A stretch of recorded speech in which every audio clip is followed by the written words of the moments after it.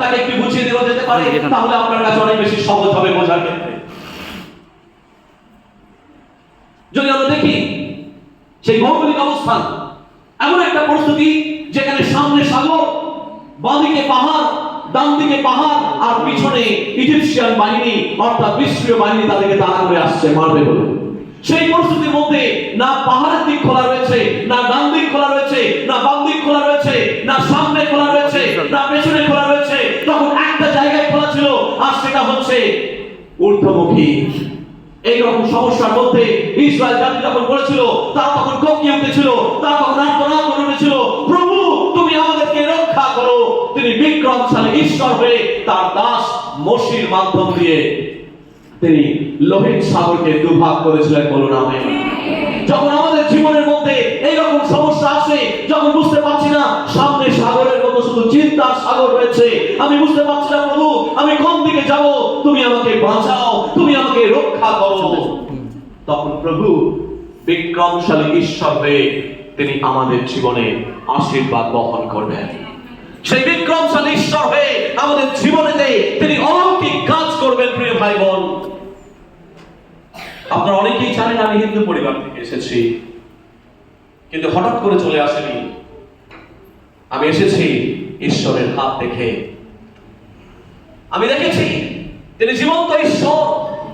যখন আমার জীবন একেবারে তলানিতে গিয়ে ঠেকেছিল, যখন সিদ্ধান্ত নিয়েছিলাম আমি আমার জীবনকে রাখবো না, আমি যখন সিদ্ধান্ত নিয়েছিলাম কোন একটি মণ্ডলীর এরকম একটি ক্রুশের তলায় আমি বসে প্রার্থনা করছিলাম একদিন, এবং বোধহয় সেইটাই শেষ প্রার্থনা হওয়ার ছিল। সালটা 2003 সাল, 2003 নয় 2002 সাল। সেই সময় আমি প্রার্থনা করছি কোন একটা ক্রুশের তলায় এবং বলছি প্রভু আমি আর পারছি না, আমি এইবার নিজের জীবনটা আমি শেষ করতে চললাম। শেষ প্রার্থনা করে আমি যাচ্ছি সুইসাইড করতে। সেই সময় যখন আমি যাচ্ছি, সেই সময় হঠাৎ ঈশ্বর আমাকে বাধা দিলেন। ঈশ্বর বললেন প্রকাশ আমি তোমাকে সৃষ্টি করেছি, এই জীবন আমার, এই জীবনটাকে তুমি নষ্ট করো না, এই জীবনটাকে আমি নতুন করে করতে চাই। এই জীবনটাকে তুমি ভুল লোকের হাতে দিয়েছিলে, তাই তা তোমার হৃদয়টাকে ছিন্ন ভিন্ন করেছে, কিন্তু আমি তোমার জীবনকে নতুন করে সাজাবো এবং নতুন করে আশীর্বাদ করব। আর সেই দিন থেকে আজ অবধি তিনি আমার জীবনে বিশ্বস্ত। তিনি বিক্রমশালী ঈশ্বর, তিনি জীবন্ত ঈশ্বর। আমি নিজের জীবনকে সেই দিন আমি সমর্পণ করেছিলাম, আর সেই দিন থেকে তিনি আমার জীবনকে ধরলেন। তিনি নিজেকে প্রমাণ করলেন আমার কাছে তিনি বিক্রমশালী ঈশ্বর।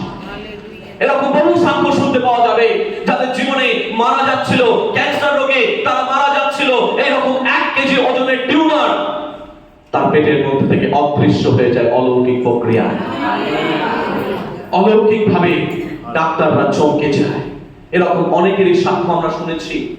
সোনারপুরে একজন ভদ্রলোক, তিনি এখনো জীবিত রয়েছেন, অথচ মারা যাবার কথা তার আজ থেকে 22 বছর আগে। তার কফিনও তৈরি হয়ে গেছে, তাকে কবর দেওয়া হবে বলে। ঈশ্বর অলৌকিক প্রক্রিয়ায় তার শরীর থেকে ক্যান্সারের বীজাণু সরিয়ে দিলেন। অলৌকিক প্রক্রিয়ায় তিনি আজও বেঁচে রয়েছেন। তাকে জিজ্ঞেস করলেই তার নাম বিজয় গোমস, তাকে জিজ্ঞেস করলে শুধু কেঁদে ফেলে, বলে যিশু আমাকে বাঁচিয়ে রেখেছেন। অলৌকিক ভাবে তিনি আজও তিনি বিক্রমশালী ঈশ্বর রূপে নিজেকে প্রমাণ করে চলেছেন মানুষের জীবনে। তাই তো আজ আমরা ঈশ্বরের কাছে এসে সেই বিক্রমশালী ঈশ্বরের পরিচয় পেয়েছি। প্রিয় ভাই বোন, প্রভু যিশু আপনার এবং আমার জীবনে বিক্রমশালী ঈশ্বর। 3 নম্বর যে বিশেষণ আমি ব্যবহার করতে চলেছি, তিনি হচ্ছেন সনাতন পিতা। তিনি হচ্ছেন সনাতন পিতা। তিনি আমাদের জন্য সনাতন রূপে অর্থাৎ এভারলাস্টিং ফাদার। বংশের পর বংশ ধরে একটা বাংলায় গান আছে, বংশের পর বংশ ধরে ঈশ্বর আশীর্বাদ করেন। ঈশ্বর যখন ধরেন তখন একটা বংশ আশীর্বাদ পায় না, তার সঙ্গে সঙ্গে পরবর্তী যারা জন্ম এবং পরবর্তী যারা প্রজন্ম, generations after generations will be placed. বংশের পর বংশ ঈশ্বরের আশীর্বাদ দেখতে পায়। এবং যে কথা লেখা রয়েছে বাইবেলের মধ্যে, যেখানে বলা হয়েছে যে বংশ পরম্পরাক্রমে আমি তোমাকে আশীর্বাদ করিব। তিনি সনাতন পিতা, যাকে সনাতন পিতা রূপে যখন আমরা স্বীকার করি, এভারলাস্টিং ফাদার।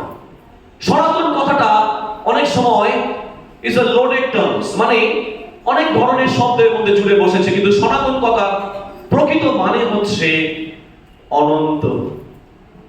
সনাতন কথাটা হচ্ছে অনন্ত, যার কোনো শুরু নেই, যার কোনো শেষ নেই। এটাই হচ্ছে অনন্ত। সনাতন কথাটা হচ্ছে অনন্ত।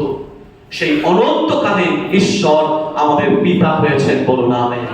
প্রভু যিশু যখন জন্মালেন, প্রভু যিশুর মধ্য দিয়ে আমরা সেই অনন্তকালীন পিতাকে আমরা পেয়েছি। প্রিয় ভাই বোন, সেই সনাতন পিতা আজকে আমার দ্বারে, আপনার দ্বারে, হৃদয় দ্বারে আঘাত করছেন এবং বলছেন, তুমি যদি খুলে দাও আমি সেখানে প্রবেশ করব, তোমাদের সঙ্গে ভোজন করব, তোমাদের সঙ্গে পান করব।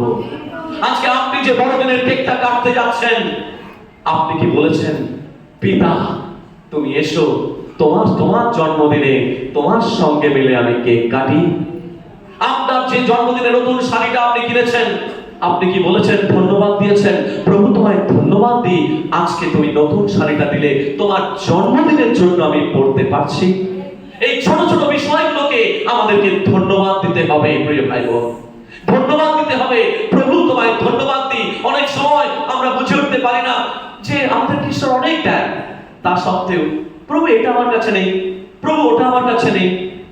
আপনি অনেকবার বলেছিলাম মনে হয়, আপনি এখন হসপিটালে যাবেন, আমি হসপিটালে গেলেই না অসুস্থ হয়ে পড়ি, ঠিক থাকতে পারি না।